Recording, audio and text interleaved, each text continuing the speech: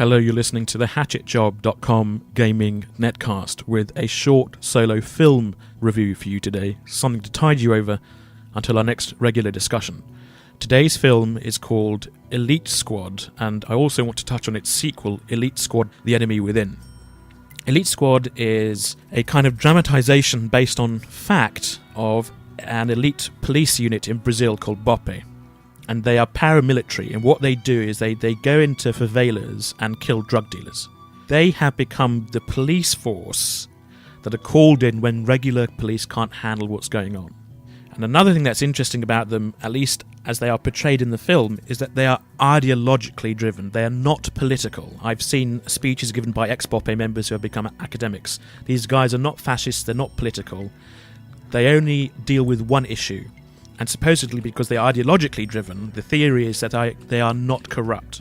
And Elite Squad tells a story of a BOPE captain who is in his 30s, he's got a child on the way, and he's trying to come to terms with what he's doing and cope with kind of panic attacks.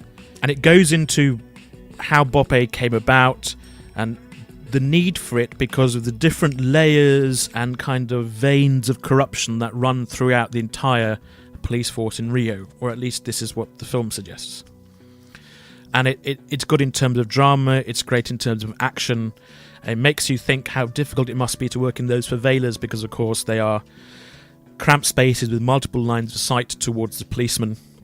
And it also makes you question what you want policemen to do. So the visceral reaction is, yes, go and get the bad guys.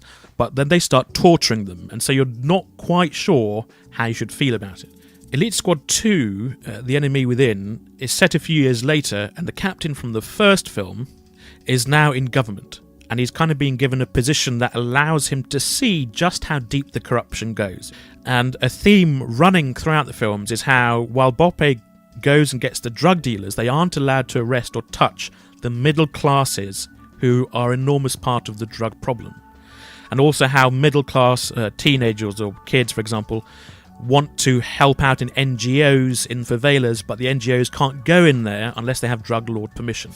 And another point for gamers is that actually BOPE's fictional equivalent appears in Max Payne 3. And so it's interesting going from the film to the game and then trying to reconcile those two portrayals of them. That's Elite Squad and Elite Squad: The Enemy Within. Highly recommended.